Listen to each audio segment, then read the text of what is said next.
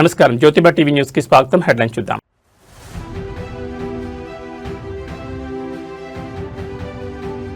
AP పారిశ్రామిక చరిత్రలో సరికొత్త అధ్యాయం. రేపే ఆర్సెలార్ మిత్తల్ ప్లాంట్ కు సీఎం చంద్రబాబు భూమి పూజ.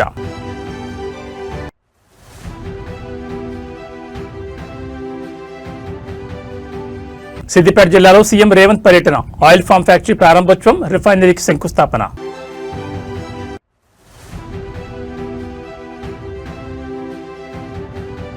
కర్షకులకు గుడ్ న్యూస్. నేడు రైతు భరోసా నిధుల విడుదల.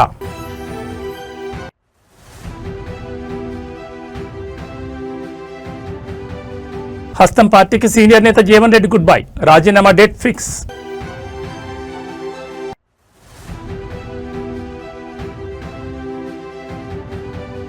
నలభై 48 గంటల్లో హోర్ముజ్ను తెరవాలి. ఇరాన్కు ట్రంప్ వార్నింగ్. ఇక డీటెయిల్స్ చూస్తే రాష్ట్ర పారిశ్రామిక అభివృద్ధిలో మరో చారిత్రక ఘట్టానికి సమయం ఆసన్నమైంది. ఉక్కు ఉత్పత్తిలో అగ్రగామి సంస్థ Arcelor Mittal Nippon steel India సంస్థ నెలకొల్పనున్న green field integrated steel plant కు అనకాపల్లి జిల్లా నక్కపల్లి మండలం రాజీపేటలో ముఖ్యమంత్రి చంద్రబాబు రేపు భూమి పూజ చేయనున్నారు. దాదాపు 17.8 మిలియన్ మెట్రిక్ టన్నుల సామర్థ్యంతో 1,35,964 కోట్ల రూపాయల భారీ పెట్టుబడితో ఉక్కు పరిశ్రమ ఏర్పాటు కానుంది. ఈ ప్రాజెక్టు ద్వారా ప్రత్యక్షంగా పరోక్షంగా సుమారు 1,00,000 మందికి ఉద్యోగ ఉపాధి అవకాశాలు లభించనున్నాయి. ఉత్తరాంధ్రకు తలమానికంగా నిలవనున్న Arcelor Mittal Nippon steel plant India సంస్థ భారీ ఉక్కు పరిశ్రమ ఏర్పాటుకు రంగం సిద్ధమైంది. సీఎం చంద్రబాబు చేతుల మీదుగా సోమవారం భూపూజ జరగనుంది. మొత్తం 5,465 ఎకరాల్లో 2 దశల్లో ఈ ప్రాజెక్టు సాకారం కానుంది. మొదటి దశలో 7.3 మిలియన్ మెట్రిక్ టన్నులు, రెండవ దశలో 10.5 మిలియన్ మెట్రిక్ టన్నుల సామర్థ్యంతో ఉక్కు ఉత్పత్తి చేయనుంది. స్టీల్ ప్లాంట్ కు అనుబంధంగా 50 మిలియన్ మెట్రిక్ టన్నుల సామర్థ్యంతో అదనంగా 316 ఎకరాల్లో క్యాప్ 2 పోర్ట్ ను కూడా ఏఎంఎన్ఎస్ ఇండియా ఏర్పాటు చేయనుంది. దీనికోసం ప్రత్యేకంగా 11,198 కోట్ల రూపాయలు పెట్టుబడి పెట్టనుంది. దీంతో మరో 6,000 మందికి ఉద్యోగ అవకాశాలు లభించనున్నాయి. ఏఎంఎన్ఎస్ ఇండియా ప్లాంట్ ఏర్పాటుతో విశాఖ ఎకనామిక్ రీజియన్ పరిశ్రమల హబ్ గా రూపుదిద్దుకోనుంది. గ్రీన్ ఫీల్డ్ స్టీల్ ప్లాంట్ ఏర్పాటు ద్వారా దేశంలో భారీగా పెరిగిన ఉక్కు మార్కెట్లో కీలక పాత్ర పోషించే అవకాశం ఏఎంఎన్ఎస్ ఇండియాకు లభించనుంది. ఈ ప్రాజెక్టు త్వరితగతిన నిర్మాణం పూర్తి చేసేందుకు రాష్ట్ర ప్రభుత్వం అన్ని విధాలా సహకరిస్తోంది. స్టీల్ ప్లాంట్ ను NH-16తో కలిపేలా 4 వరుసల రహదారి విస్తరణ పనులు చేపట్టింది. కనెక్టివిటీ పెంచడంతో పాటు పరిశ్రమకు అవసరమయ్యే నీరు, విద్యుత్ వంటి మౌలిక వస్తువులు శరవేగంగా కల్పిస్తోంది. సోమవారం జరిగే శంకుస్థాపన కార్యక్రమానికి కేంద్ర రాష్ట్ర ప్రభుత్వాల ప్రముఖులు, పారిశ్రామికవేత్తలు తరలిరానున్నారు. సీఎం చంద్రబాబు, కేంద్ర ఉక్కు భారీ పరిశ్రమల మంత్రి హెచ్డి కుమారస్వామి, కేంద్ర మంత్రి భూపతిరాజు శ్రీనివాస్ వర్మ, ఉప ముఖ్యమంత్రి పవన్ కళ్యాణ్, లోకేష్ ముఖ్య అతిథులుగా హాజరు కానున్నారు. Arcelor metal executive chairman Lakshmi Mittal, AMNS India chairman Aditya Mittal భూమి పూజలో పాల్గొనున్నారు.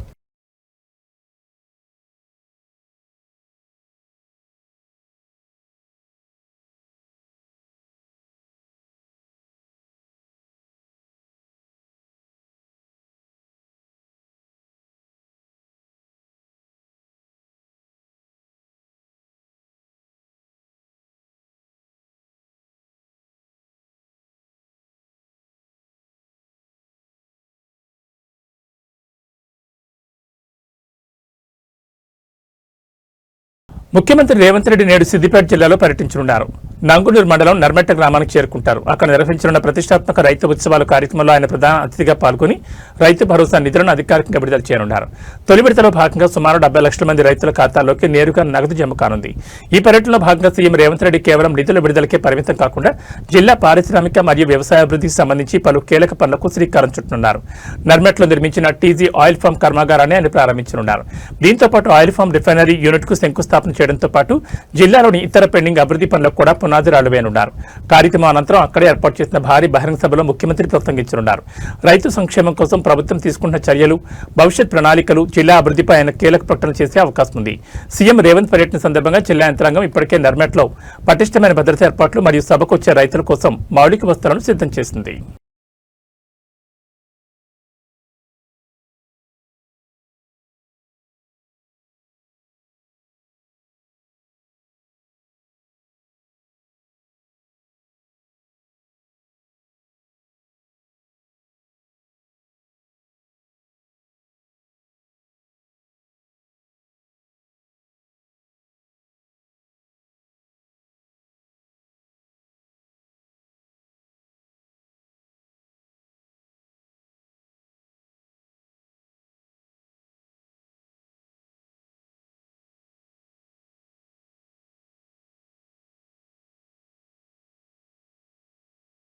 తెలంగాణ రైతులకు ప్రభుత్వం నేడు గుడ్ న్యూస్ చెప్పనుంది. ఈ రోజు రైతు భరోసా నిధులను విడుదల చేయనుంది. సిద్దిపేట జిల్లా నర్మెట్లో జరగనున్న బహిరంగ సభలో ముఖ్యమంత్రి రేవంత్ రెడ్డి పాల్గొనున్నారు.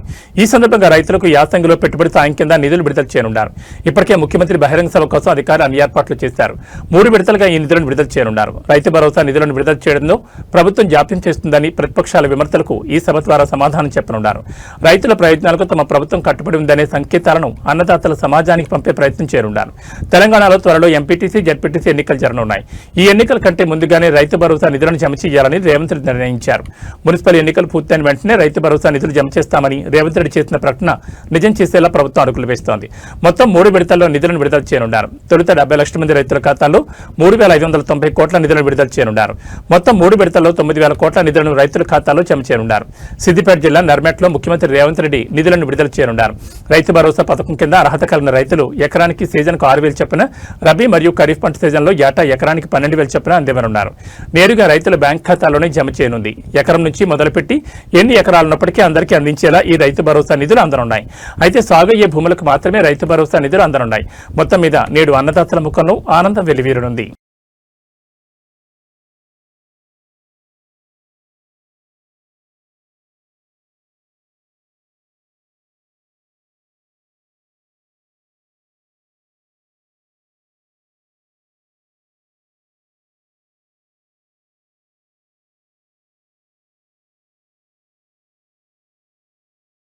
జగిత్యాల రాజకీయం కొన్ని రోజులుగా రాష్ట్ర వ్యాప్తంగా సంచలనం సృష్టిస్తోంది. పార్టీపై అసంతృప్తితో ఉన్న కాంగ్రెస్ సీనియర్ నేత జీవన్ రెడ్డి పార్టీని వీడేందుకు సిద్ధమయ్యారు. రాజీనామా ముహూర్తం ఫిక్స్ చేసుకున్నారట. ఈ నెల 25న అనుచరులతో కలిసి జీవన్ రెడ్డి రాజీనామా చేయనున్నట్టు తెలుస్తోంది. ఇక 27 నుంచి గ్రామాల బాట పట్టనున్నారు. గ్రామాల్లో తిరుగుతూ పార్టీ మార్పుపై ప్రజలను అడిగి అభిప్రాయం తెలుసుకోనున్నారు. తనకు జరిగిన అన్యాయం, పార్టీ ఫిరాయింపులపై ప్రజలకు వివరించాలనే యోచనలో ఆయన ఉన్నారు. ఏప్రిల్ 10 లోపు బీఆర్ఎస్ లో చేరనున్నట్టు తెలుస్తోంది. హైదరాబాద్ కి లేదా ఫామ్ హౌస్ కి రావాలని బీఆర్ఎస్ వర్గాలు కోరినట్లు సమాచారం. జగిత్యాలలో బహిరంగ సభ ఏర్పాటు చేసి తీరతానని, కేసీఆర్ రావాలని జీవన్ చెప్పినట్లు తెలుస్తోంది. మరోవైపు ఇప్పటికే 10 దఫాలుగా జీవన్ రెడ్డిని కాంగ్రెస్ పెద్దలు బుజ్జగించారు. మంత్రులు వచ్చి కూల్చేసే ప్రయత్నం చేసినా ససేమిరా అన్నారు. కరీంనగర్ మంత్రులు శ్రీధర్ బాబు, అడ్లూరు లక్ష్మణ్, డీసీసీ అధ్యక్షుడు చొప్పదండి ఎమ్మెల్యే మేడిపల్లి సత్యం నచ్చజెప్పినా ఫలితం లేకుండా పోయింది.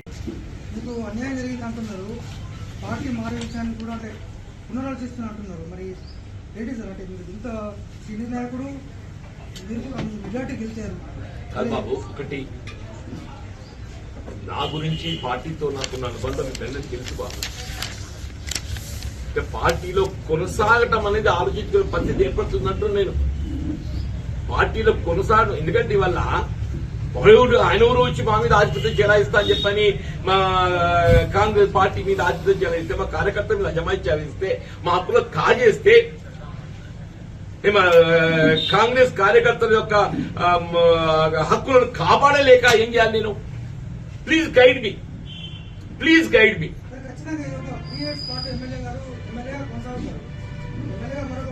డెఫినెట్లీ అదే అందుకే బాధపడుతున్నా అంటున్నా నేను. ఇప్పుడు ఈ శోభ ఇది ముగింపు కాదు అంటున్నా నేను. ఇట్లా ఈ విధమైన ఈ వేధింపులు ఈ వేధింపులు సహిస్తూ ఎంతగా కొనసాగగలుగుతామా? నాకు నేను ఏదైతుందో, నా మనోవేదన ఏదైతుందో ఎక్స్ప్లెయిన్ చేస్తూ కెన్ ఐ కంటిన్యూ ఈ వేధింపులు భరించగలుగుతానా? ఎంతకాలం భరించగలుగుతా? దీని పరిష్కారం ఏంటి అని నాకు నేను ఊహించలేకపోతున్నాను. నాకు నేను ఊహించుకోలేకపోతున్నా బాబు అంటున్నాను. సైబర్ నేరగాళ్లు సామాన్యులనే కాకుండా ప్రజాప్రతినిధులను కూడా లక్ష్యంగా చేసుకుంటున్నారు. తాజాగా ఏలూరు జిల్లా పోలవరం నియోజకవర్గం జనసేన ఎమ్మెల్యే చిర్రి బాలరాజు సైబర్ మోసానికి గురయ్యారు. గుర్తు తెలియని నేరగాళ్లు ఆయన బ్యాంక్ ఖాతా నుంచి భారీ మొత్తంలో నగదును కాజేశారు. ఈ ఘటనపై ఆయన పోలీసులకు ఫిర్యాదు చేయగా అధికారులు కేసు నమోదు చేసి దర్యాప్తు చేస్తున్నారు. ఎమ్మెల్యే బాలరాజు మొబైల్ కు ఆర్టీఏ చలన చెల్లించాలంటూ ఓ మెసేజ్ రావడంతో అందులో ఉన్న లింకును ఆయన నిజమైందని భావించి క్లిక్ చేశారు. ఆ లింక్ ద్వారా ఆయన ఫోన్లో ఓ మాల్వేర్ యాప్ ఇన్స్టాల్ అయినట్టు తెలుస్తోంది. అది క్లిక్ చేసిన కొద్దిసేపటికే జంగారెడ్డిగూడెంలోని ఇండస్ ఇండ్ బ్యాంక్ లో ఉన్న ఆయన ఖాతా నుంచి సుమారు 12 లక్షలు విత్డ్రా అయినట్లు గుర్తించారు. తన ఫోన్ హ్యాక్ అయిందని, ఖాతా నుంచి నగదు డ్రా అయినట్లు మెసేజ్ రావడంతో షాక్ గురైన ఎమ్మెల్యే బాలరాజు వెంటనే అప్రమత్తమయ్యారు. ఆయన జీలుగుమిల్లి పోలీస్ స్టేషన్లో ఈ ఘటనపై ఫిర్యాదు చేశారు. ఎమ్మెల్యే ఫిర్యాదు మేరకు కేసు నమోదు చేసుకున్న పోలీసులు సైబర్ నేరగాళ్ల కోసం గాలింపు చర్యలు చేపట్టారు. ఐపీ అడ్రస్ ట్రాకింగ్ వంటి సాంకేతిక పద్ధతుల ద్వారా నిందితులను పట్టుకునేందుకు ప్రయత్నిస్తున్నట్లు పోలీసులు తెలిపారు.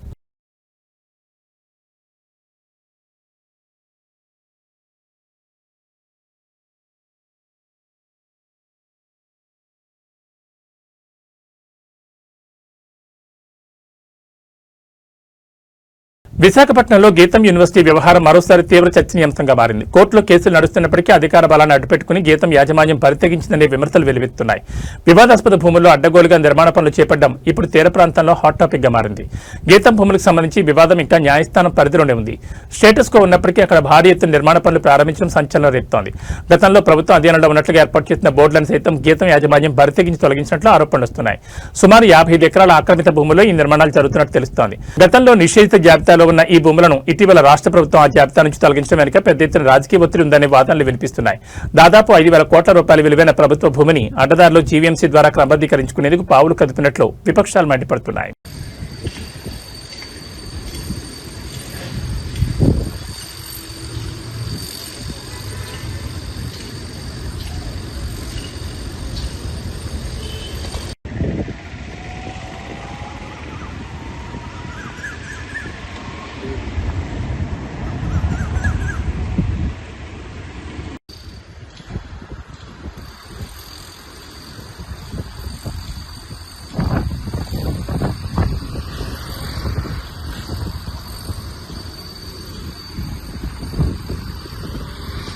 చిత్తూరు జిల్లాలో నిషేధిత పొగాకు ఉత్పత్తుల అక్రమ రవాణాపై పోలీసులు ఉక్కుపాదం మోపారు. అంతర్రాష్ట్ర సరిహద్దుల గుండా గుట్టుచప్పుడు కాకుండా సాగుతున్న స్మగ్లింగ్ ముఠా ఆట కట్టించారు. ఇరువారం పరిసరాల్లో తనిఖీలు చేపట్టిన పోలీసులు భారీగా కోలిప్స్ పొగాకు ఉత్పత్తులను స్వాధీనం చేసుకున్నారు. చిత్తూరు ఇరువారం మధ్య పోలీసుల వాహన తనిఖీలు నిర్వహిస్తుండగా అనుమానాస్పదంగా వస్తున్న 2 ఇన్నోవా కారులను అడ్డుకున్నారు. ఆ కారులో తనిఖీ చేయగా సుమారు 10 లక్షల రూపాయల విలువైన నిషేధిత పొగాకు ఉత్పత్తులు కోలిప్స్ లభ్యమయ్యాయి. వీటితో పాటు రవాణాకు ఉపయోగిస్తున్న 2 ఇన్నోవా కార్లను పోలీసులు సీజ్ చేశారు. ఈ అక్రమ రవాణాకు పాల్పడుతున్న కర్ణాటకకు చెందిన 3 స్మగ్లర్లను పోలీసులు అదుపులో తీసుకున్నారు. ఇతర రాష్ట్రాల నుంచి ఏపీలోకి ఈ నిషిద్ధ పదార్థాలను సరఫరా చేస్తున్న ముఠా వెనుక ఉన్న సూత్రధారుల కోసం పోలీసులు కూపీలాగుతున్నారు.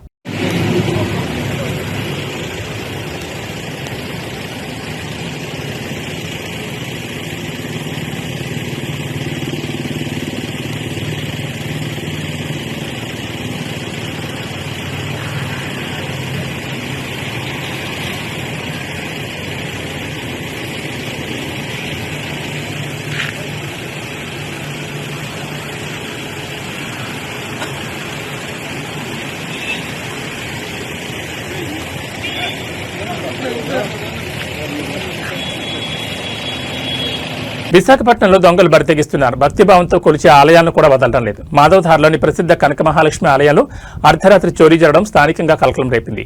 అమ్మవారి ఆభరణాలతో పాటు హుండీ నగదును ఎత్తుకెళ్లిన దొంగ సీసీ కెమెరాలు చిక్కడం ఇప్పుడు హాట్ టాపిక్ గా మారింది. అర్ధరాత్రి సమయంలో ముసుగు ధరించి ఆలయంలో ప్రవేశించిన దుండగుడు అత్యంత చాకచక్యంగా లోపలికి చొరబడ్డాడు. గర్భాలయంలోని అమ్మవారికి ఉన్న విలువైన బంగారు, వెండి ఆభరణాలతో పాటు భక్తులు సమర్పించిన హుండీ నగదును కూడా దొంగిలించాడు. చోరీ చేసిన సొత్తును అంతా ఒక మూటగా కట్టుకున్న దొంగ వెళ్లేటప్పుడు ధైర్యంగా ముసుగు తీసి అక్కడి నుంచి పరారయ్యాడు. ఈ దృశ్యాలని ఆలయ ప్రాంగణంలోని సీసీ కెమెరాలో స్పష్టంగా రికార్డ్ అయ్యాయి. సీసీటీవీ ఫుటేజ్ ఆధారంగా నిందితుని గుర్తించే పనులు పోలీసులు నిమగ్నమయ్యారు. ఆలయ పరిసరాల్లో నిఘా పెంచాలని స్థానికులు డిమాండ్ చేస్తున్నారు.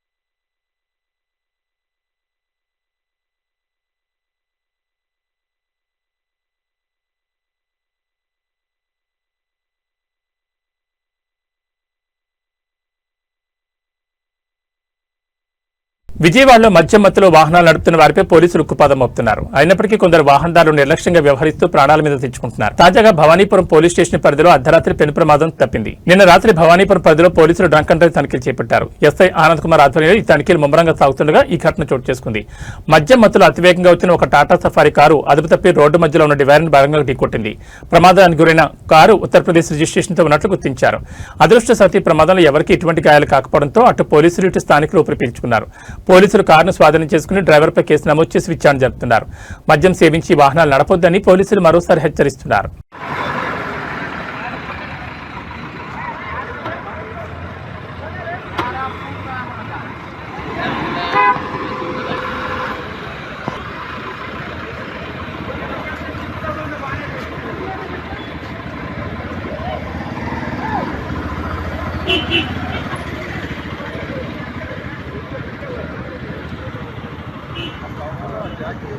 మీ వాహనంపై ట్రాఫిక్ చలాన్లు ఉన్నాయా?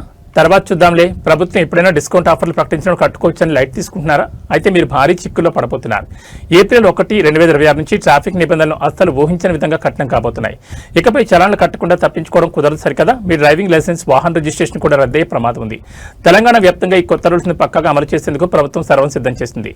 కేంద్ర మోటార్ వెహికల్ నిబంధనలకు అనుగుణంగా తెలంగాణ ప్రభుత్వం ట్రాఫిక్ నిబంధనలను భారీగా సవరించింది. కొత్త రూల్స్ ప్రకారం ఒక వాహనంపై ఏడాదికి 5 కంటే ఎక్కువ చలాన్లు ఉండి వాటిని నిర్ణీత సమయంలో చెల్లించకపోతే ఆ వాహన యజమాని డ్రైవింగ్ లైసెన్స్ తో పాటు వాహన రిజిస్ట్రేషన్ సర్టిఫికెట్ కూడా ఫ్రీజ్ అయిపోతుంది. అంటే చట్టపరంగా ఆ వాహనం రోడ్డుపై తిరగడానికి అనర్హమైనదిగా పరిగణించబడుతుంది. ఒకవేళ లైసెన్స్ ఫ్రీజ్ అయిన తర్వాత కూడా వాహనాన్ని రోడ్డుపైకి తీసుకొస్తే పోలీసులు దాన్ని వెంటనే సీజ్ చేస్తారు. ఇకపై చలాన్ పడిన తర్వాత దాన్ని చెల్లించడానికి గరిష్టంగా 45 రోజుల సమయం మాత్రమే ఉంటుంది. ఈ గడువు ముగిసినా ఫైన్ పే చేయని పక్షంలో ఆ వాహనంపై అధికారులు చర్యలు ప్రారంభిస్తారు. వాహనాన్ని రోడ్డు మీద నడపకపోయినా ఇంట్లో పెట్టుకున్నా సరే డేటాబేస్లో అది బ్లాక్ లిస్టులోకి వెళ్ళిపోతుంది. దీనివల్ల భవిష్యత్తులో వాహనాన్ని అమ్మాలన్నా లేదా ఇన్సూరెన్స్ రెన్యువల్ చేయాలన్నా సాధ్యపడదు.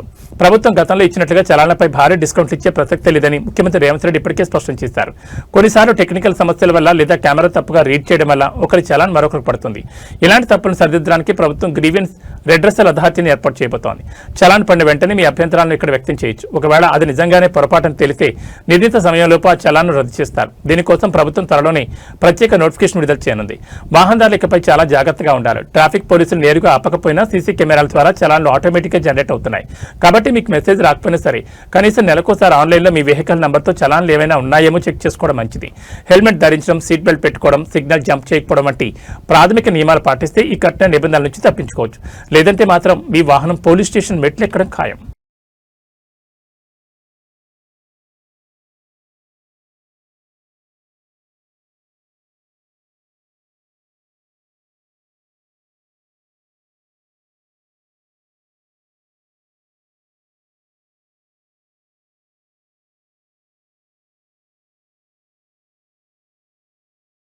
ఇరాన్ తీరుపై అమెరికా అధ్యక్షుడు డొనాల్డ్ ట్రంప్ తీవ్రస్థాయిలో విరుచుకుపడ్డారు. రాబోయే 48 గంటల్లో హోర్ముజ్ జలసంధిని పూర్తిగా తెరవకపోతే ఇరాన్లోని అతిపెద్ద విద్యుత్ కేంద్రాలతో పాటు పలు కీలక ప్లాంట్లను బాంబులతో నేలమట్టం చేస్తామని ఆయన హెచ్చరించారు. ఈ మేరకు తన సోషల్ మీడియా వేదిక ట్రూత్ సోషల్ ద్వారా ఇరాన్కు అల్టిమేటం జారీ చేశారు. అమెరికా, ఇజ్రాయెల్ దాడుల నేపథ్యంలో ఇరాన్ సేనలు ఈ కీలక సముద్ర మార్గాన్ని తమ అధీనంలోకి తీసుకున్నాయి. హోర్ముజ్ జలసంధి ద్వారా ప్రపంచ చమురు సరఫరాలో దాదాపు 5వ వంతు వ్యాపారం జరుగుతోంది. ఇరాన్ బెదిరింపుల కారణంగా ఈ మార్గంలో రాకపోకలు నిలిచిపోవడంతో అంతర్జాతీయంగా చమురు ధరలు ఆకాశం తాకుతున్నాయి. ఈ పరిస్థితిని చక్కదిద్దే బాధ్యత ఆ మార్గాన్ని ఉపయోగించుకుని ఇతర దేశాలదేనని, అమెరికా కేవలం రక్షకుడిగా ఉండబోదని ట్రంప్ స్పష్టం చేశారు. అయితే ఇరాన్ కనుక మొండిగా వ్యవహరిస్తే మాత్రం భారీ మూల్యం చెల్లించుకోక తప్పదని హెచ్చరించారు. మరోవైపు అంతర్జాతీయ మార్కెట్లో చమురు కొరతను తగ్గించేందుకు ట్రంప్ ప్రభుత్వం కీలక నిర్ణయం తీసుకుంది. గత శుక్రవారం నాటికి నౌకల్లో లోడ్ చేసిన ఇరాన్ చమురుపై ఆంక్షలను తాత్కాలికంగా తొలగిస్తున్నట్లు ప్రకటించింది. దీనివల్ల సుమారు 140 మిలియన్ బారెళ్ల చమురు గ్లోబల్ మార్కెట్లోకి అందుబాటులోకి వస్తుందని America treasury secretary Scott Besant వెల్లడించారు. ఇది ఇంధన సరఫరాపై ఉన్న ఒత్తిడిని కొంత మేర తగ్గిస్తుందని విశ్లేషకులు భావిస్తున్నారు. ఇరాన్ మరియు ఇజ్రాయెల్ మధ్య జరుగుతున్న ఈ పోరు ఇప్పుడు కొత్త మలుపు తిరిగింది. ఇరాన్ దళాలు తొలిసారిగా సుదూర లక్ష్యాలను ఛేదించే లాంగ్ రేంజ్ క్షిపణులను ప్రయోగించినట్లు ఇజ్రాయెల్ అధికారులు ఆరోపిస్తున్నారు. దీనివల్ల యుద్ధం కేవలం మధ్యప్రాచ్యానికే పరిమితం కాకుండా ఇతర ప్రాంతాలకు కూడా వ్యాపించే ప్రమాదం ఉందని అంతర్జాతీయ సమాజం ఆందోళన వ్యక్తం చేస్తోంది.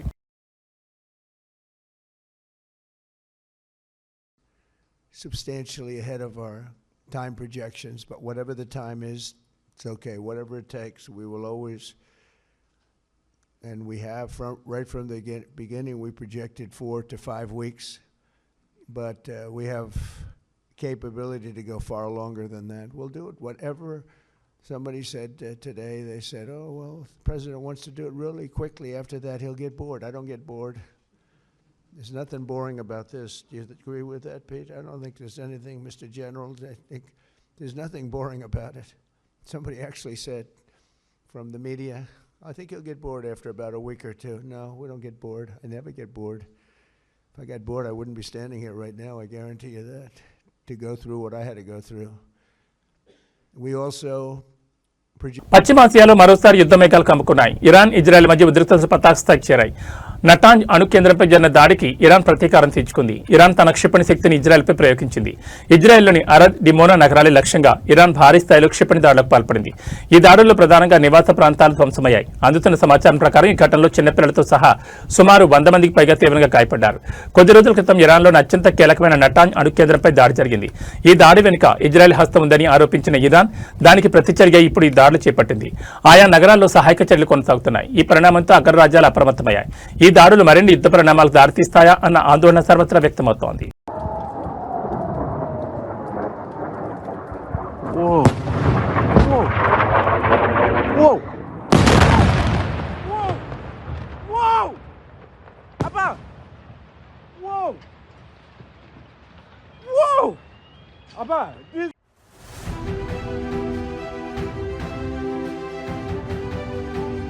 ఏపీ పారిశ్రామిక చరిత్రలో సరికొత్త అధ్యాయం. రేపే ఆర్సెలార్ మిత్తల్ ప్లాంట్కు సీఎం చంద్రబాబు భూమి పూజ.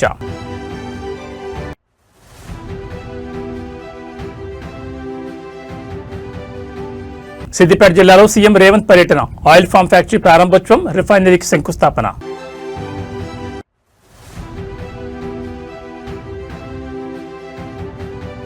కర్షకులకు గుడ్ న్యూస్. నేడు రైతు భరోసా నిధుల విడుదల.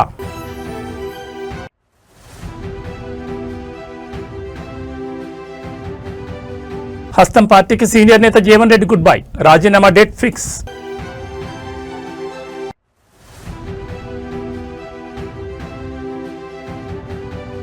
48 గంటల్లో హోర్ముజ్ను తెరవాలి. ఇరాన్కు ట్రంప్ వార్నింగ్. ఇవి బులెటిన్ విశేషాలు. నమస్కారం.